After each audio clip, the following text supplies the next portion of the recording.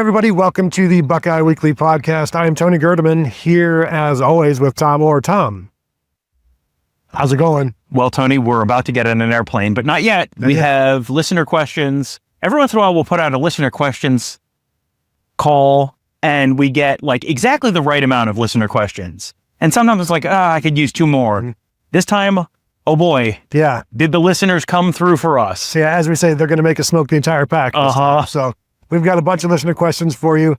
These are from you. We always invite these. We always appreciate them. And so thank you for doing the bulk of our work for us.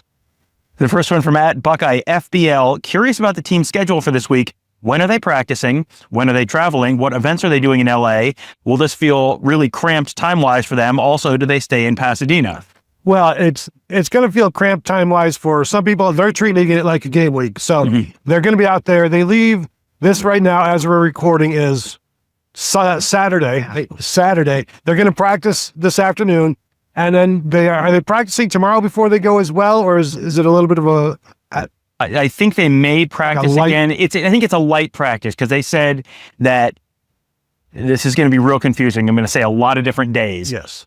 Saturday, today as we're talking, is like Wednesday of their typical practice week. So then tomorrow, which will be Sunday, will be Thursday of their typical practice week, which is you're still practicing, but it's not as physical a practice as it typically is. And then they'll practice out in California as well. They'll fly out to California on, I'm going to use dates because otherwise we're going to get real confusing. They fly out on the afternoon of the 29th. They will land in California kind of 5 p.m.-ish, I think, Pacific time. They are supposed to get to the hotel 6 p.m.-ish Pacific time. That's going to be 9 p.m. Sunday evening Eastern time. We'll be there for that. We'll have the hotel arrival, the usual, the Buckeyes are in town, hooray, the Buckeyes are in town, hooray kind of thing. And get a chance to talk to Will Howard and Cody Simon on the team arrival. And then they hit the ground running on the 30th. We will have media day in the morning on the 30th. Get a chance to talk to pretty much, it sounds like virtually anyone we want to on the Ohio State team on the 30th. And then that afternoon, about 2 p.m. Pacific time, 5 p.m. Eastern time, we'll get a chance to watch a little bit of Ohio State practice. We should be able to watch some Oregon practice as well. Sometimes that's at the same time. Sometimes that's at different times. 31st, we will have interviews with Ohio State head coach Ryan Day and Oregon head coach Dan Lanning. And they also have a fan event at one point. Yeah. That's kind of the only typical bowl week rah-rah kind of thing. There's no team event or anything like that because there's just not enough time. There's no Lowry's Beef Bowl or anything that you've become accustomed to. And then are they staying in Pasadena? No. At a hotel that is undisclosed, not in Pasadena. I don't know. Are there probably no rooms available in Pasadena? I don't know. I would guess hotels in Pasadena are tough to come by. The Rose Bowl always has the media stay downtown. That's kind of where they do a lot of stuff. There's a lot of hotels in downtown LA. There's not as much demand because there's not that much to do around downtown LA. So that's typically where they'll have the team stay. That's where the media will stay, all that kind of stuff. So if you see us in downtown LA, come say hi. Yeah, for sure.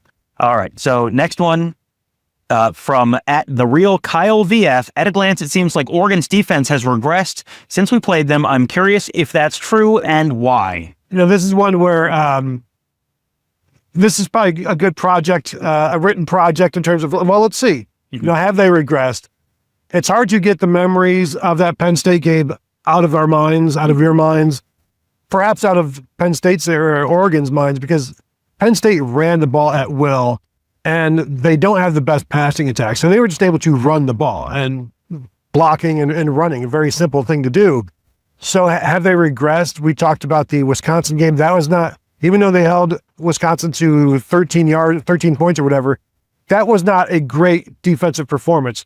But then you see what they were able to do against Washington, and there were some really impressive things in that game, except DeMond Williams, the freshman quarterback for Washington, was 17 of 20, and he was able to run around. Now, they sacked him 10 times, so that makes up for a lot of things, but has it regressed? I seem to remember Ohio State doing really well against the Oregon offense the first time, so even if it's that same defense, I think that's fine. Now, Chip Kelly will tell you this is a better defense than it was back then, Jordan Burch being one of the reasons. Yeah. But you evolve and you change over the course of a season. Everybody gets a little bit better. Everybody in the secondary came from like other schools. I don't know if they all came this year, but there are some transfers that came in this year. So now, like, they are seasoned vets in this defense. They're not learning anything any longer. Right. You're used to the defense. You're used to the playbook. You're also used to playing with the other guys, and you also have the coaches now have a better sense for what each of these guys can do. Hey, this guy's better in this kind of coverage, or hey, these guys in combination, this guy works better with outside leverage. Whatever it is, the coaches understand the players better. The players understand the coaches better. And when you have a defense, this is an Ohio State defense that's been really good pretty much all season, with the exception of that Oregon game. They did not necessarily have the learning curve because you were plugging in a couple guys. You're plugging in Sonny Styles at linebacker, and he had been safety last year. You're plugging in Caleb Downs at safety. You really, everyone else for the most part had been around, so you kind of knew what you had. This is not the first year for Jim Knowles. When you're bringing in transfers, you're going to have a little bit more of a learning curve. So I think there's a decent possibility that the Oregon defense is as good or better than they were the first time they played Ohio State, but they weren't incredible. They gave up 31 points and very easily could have given up 34, 38 points, and they didn't have the benefit of the Buckeyes did not get the benefit of a ton of short fields. They didn't get the turnover the fumble that Oregon got. They didn't have the onside kick that Oregon got. So, there's reason to think that the Buckeyes are going to put up a decent number of points against Oregon, but I don't know that I'm quite comfortable saying that they've regressed because it hasn't been consistent.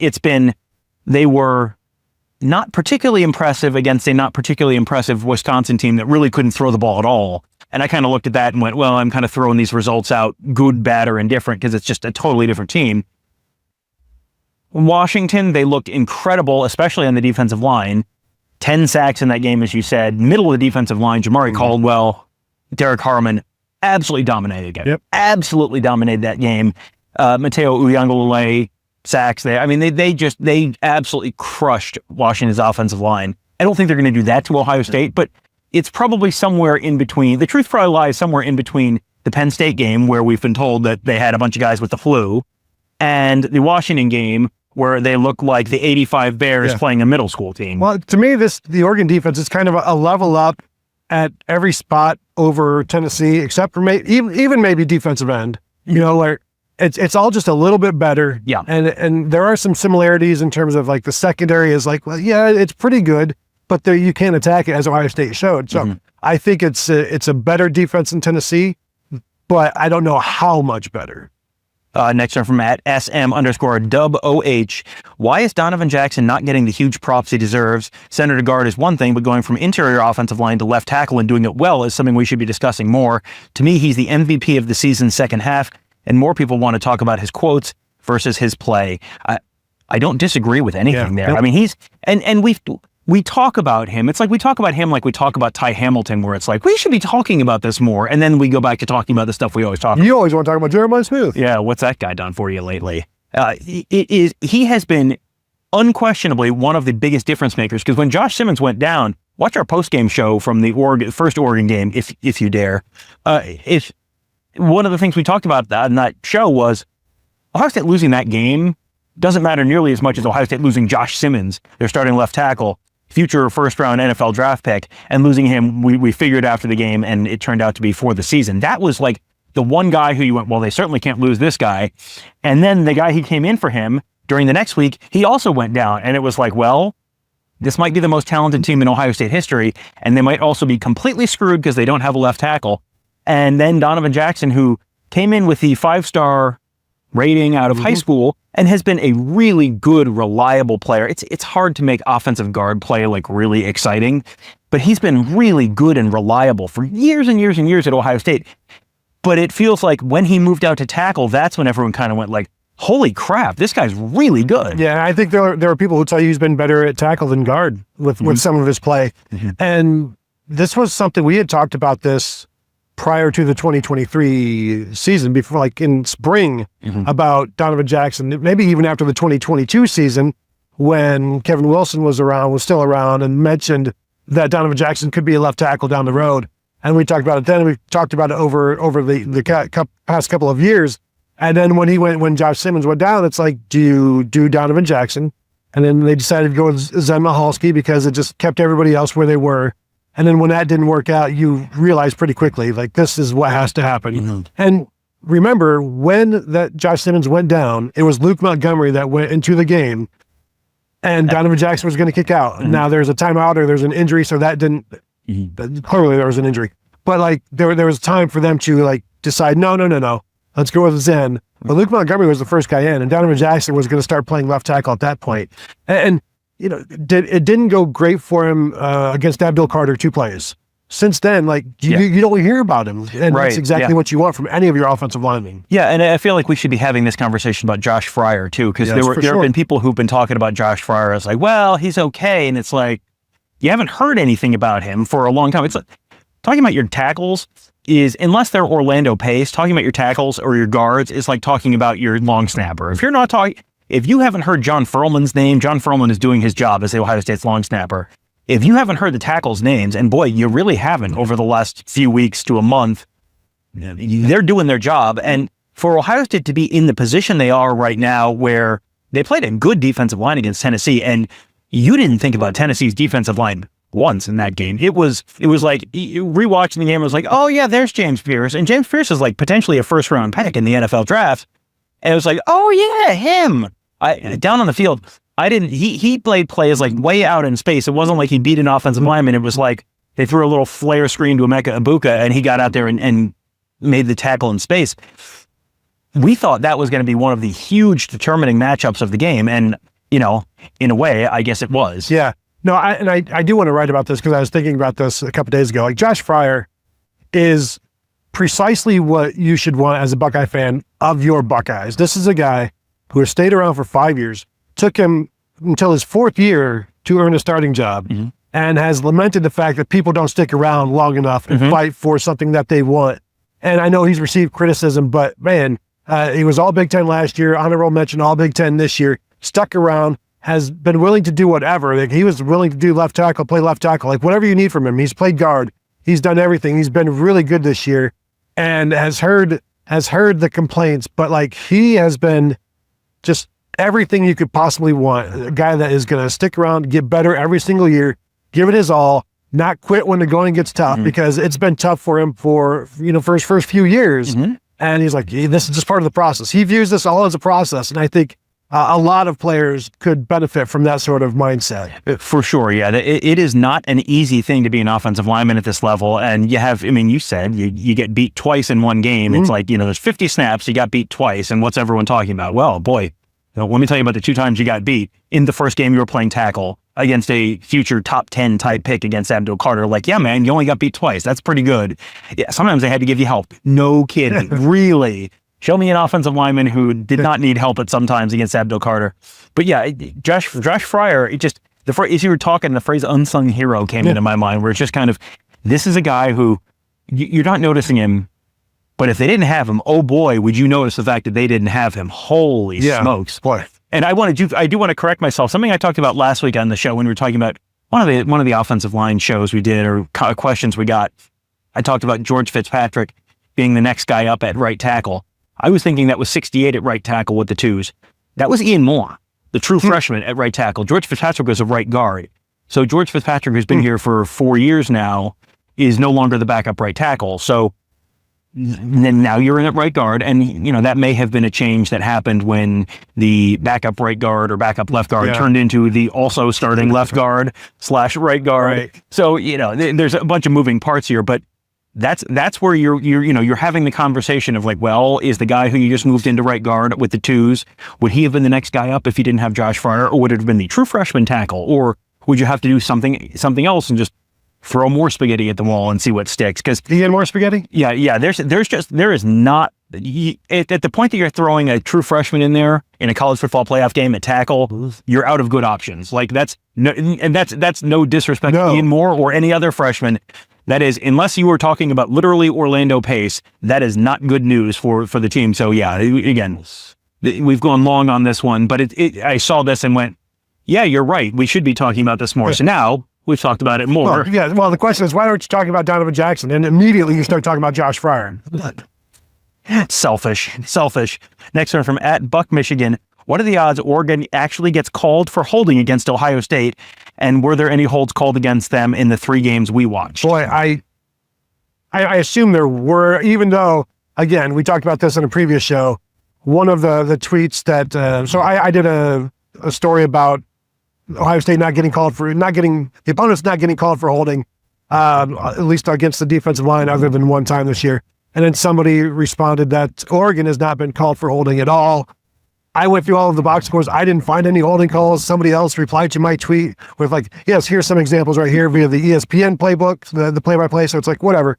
I don't recall any kind of holding issues for Oregon's offensive line. They've got two good tackles in Cornelius and Connerly. So I think they get the benefit of the doubt.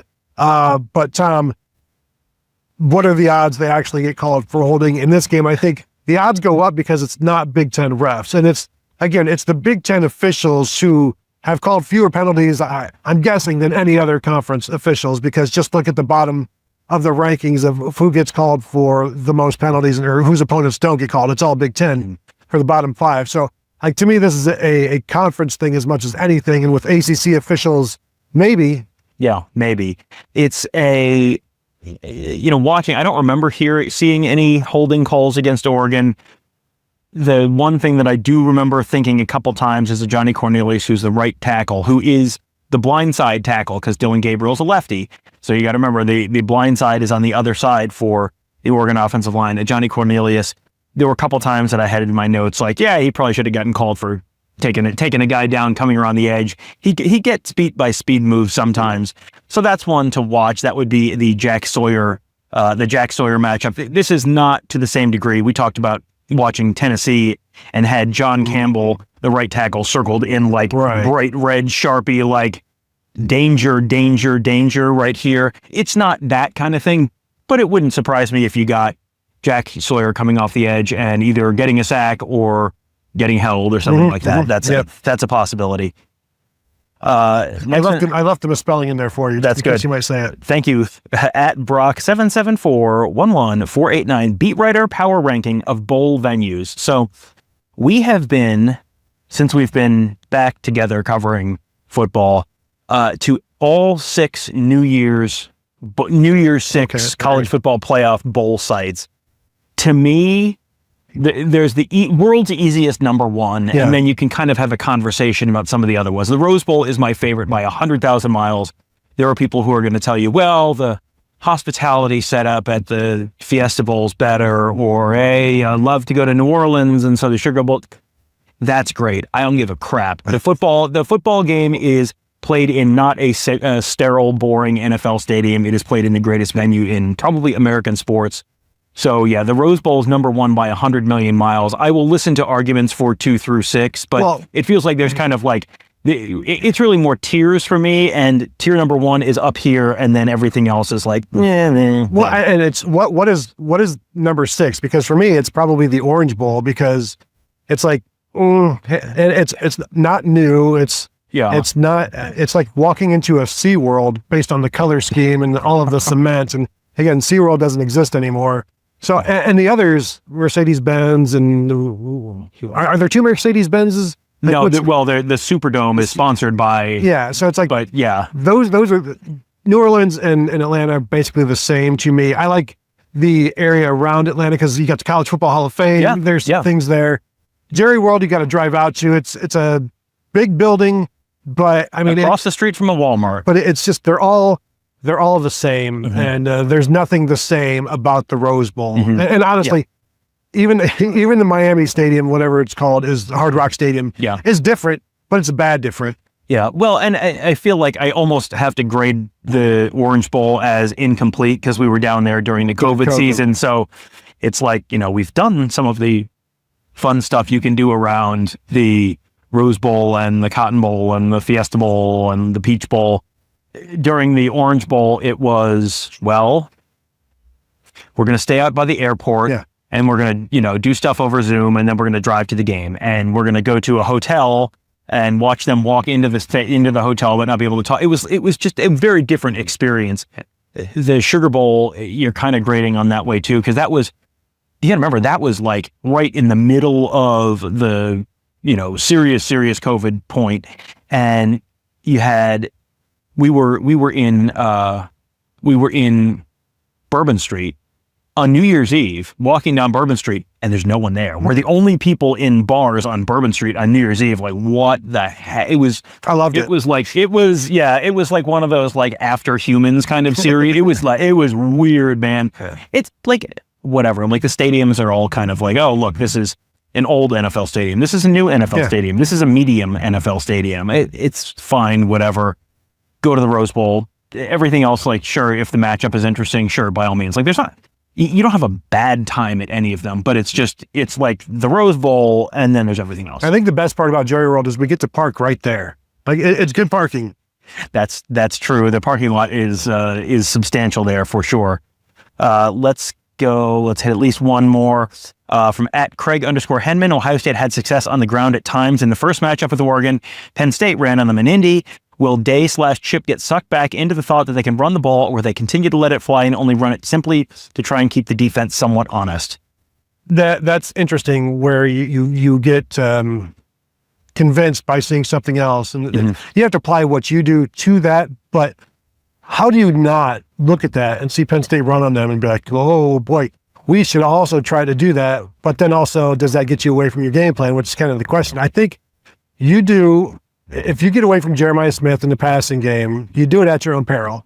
Now, yeah, you want to run. It's a football cliche, and everybody says it. But also, I think Jeremiah Smith should be a football cliche at this point. Throw it to Jeremiah, and good things will happen. Like, what do you have to do? Well, we've got to control the line of scrimmage. We've got to get the ball to Jeremiah Smith. Like, it should be 1A, 1B. But being able to run the ball a little bit on Tennessee, seeing the way that Penn State ran the ball, is running the ball against Oregon. The being able to run the ball against Oregon is the surest path to success. And if it is, shouldn't you try to do it? Well, I think, I was going to say, I think this question presumes that they can't run the ball against Oregon, and that it would be a waste of time to try to run the ball against Oregon in a way that they couldn't run the ball against Michigan when Michigan had two safeties back, and they were taking away the run, taking away the deep throws. So that's one thing. If that's the case, like, yeah, man, if you can't run the ball, then, like, sure. I don't think you're going to completely give up on the run. They're not. They are going to want to run the ball if they can. They're going to want to try some different stuff, figure some stuff out. I think Chip Kelly talked, I think, at one point about Jeremiah Smith getting involved in the run game at Michigan State when we talked to him. And so I think you're going to see different variations. And based on what you saw from the offensive line against Tennessee, they should be able to run the ball some. And if you can run the ball some, boy, that really opens things up in the pass game. Because if you're one-dimensional, real predictable, that sets things up to be a little more complicated for you in the pass game. You don't want that. You want to potentially give Oregon one more thing to worry about, and they certainly could do that. I'm with you. I think job number one, other than score more points than the opponent, job number 1A is Jeremiah Smith should touch the ball probably 10 times, targets plus rushes at least. And if Oregon's really, their entire game plan is trying to take him away because he is not exactly a secret at this point, then okay, then you need to then Emeka Egbuka needs 10 touches or rushes, and Carnell Tate needs a bunch of touches and rushes, and you have to force them to get away from what they want to do. They the secret's out. They know who they want to stop. They want to stop Jeremiah Smith. Everything else, you're going to have to do some other stuff because everyone knows he's pretty good at football. Well, Emeka Egbuka said on Saturday that Ohio State has 3 number 1 receivers. So if they're taking one of them away with double coverage and more, then you need to prove it. And that's Will Howard's job. That's Carnell Tate. That's Emeka Egbuka. The last time these two teams played, Emeka had 10 touches or so, and they utilized him. And it's not like Jeremiah wasn't a secret back then, but he also wasn't the focal point of the defense. And so they got Emeka Egbuka the ball a lot, and it worked. And there was a deep shot to Jeremiah Smith that was underthrown. Like, I think that's going to be there. And again, anytime they have single coverage and he is the first read, make use of that, in my opinion. Yeah, 100%. And again, the secret's out on that one as well. Will Howard talked about it pretty openly. Like, yeah, I saw them in press coverage and there wasn't a safety over there, so I knew what that meant. And and everyone knows what that meant. This is not a secret. Like, this is on film. The teams have to share film, so it's all out there. You can if you know where to look. And where to look is at number 4, and cool things are about to happen.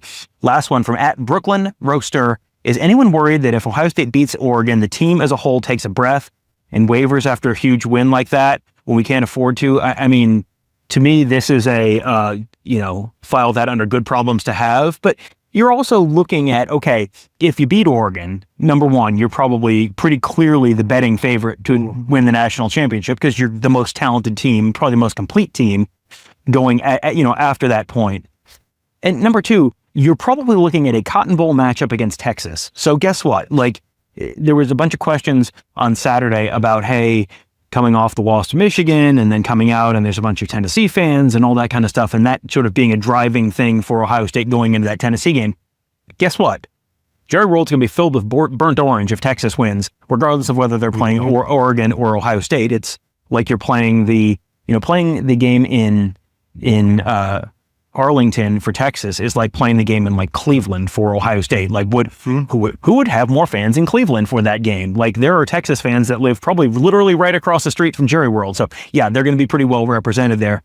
I don't think at this point, like, if you're focused enough to do what they did to Tennessee, and then you're focused enough to beat Oregon, which is the number one team in the country, at that point, I think everyone sort of sees, okay, the job is halfway done now. You got to win 2 more. You're not, this is, give them the take it to your grave speech from Miracle if you want to, but you've got to, it's all right in front of them. Everyone is talking about this in terms of the goal is to win the national championship, and everyone knows that you can't, the job's not done until you win the national championship. Well, have you seen they've given each team in the CFP like a first down marker that they flip each down once they get past a certain round, and so they flipped it to, I don't know, like second down or whatever.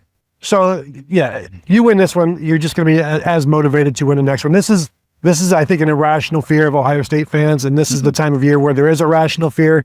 I tweeted out pictures of warm-ups yesterday, and the players are doing handshakes in the drills warming up, and there were people that were livid because it's like, this is not a serious team. Like, what the heck? And it's like, this is just warm-ups. They're stretching. You are, not you, but there are people are looking for reasons to be angry and upset and scared.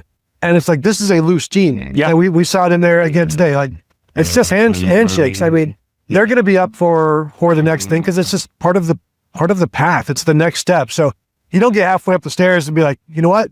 Yeah, I'm good here. Well, and you say it's a loose team. If they win the Rose Bowl, it's a loose team to me. If they lose the Rose Bowl, it's a sign that they weren't focused and weren't taking things seriously. Yes. Which one will it be? We'll all find out together. Yeah, and if they weren't doing anything in there other than stepping in motion, be like, boy, they look tight. They look tight. Yeah, it's a absolutely. Tight team. That's a concern. Yep. So there you go. That is our first of 14 listener questions show coming at you. But we do want to thank you for tuning in. If you're watching on YouTube, go ahead and hit that thumbs up. Hit the bell to be notified when we drop another one, when we go live, because we've got a lot of stuff planned for the next few days. And of course, just subscribe to the channel if you've not yet done so. And find us at BuckeyeHuddle.com. Subscribe there as well. $4.99 for the first month. We'll be talking about this, transfer portal, recruiting, team stuff, all of that good stuff. So find us there. We would like to see you. So thank you all for tuning in, and we will talk to you guys later.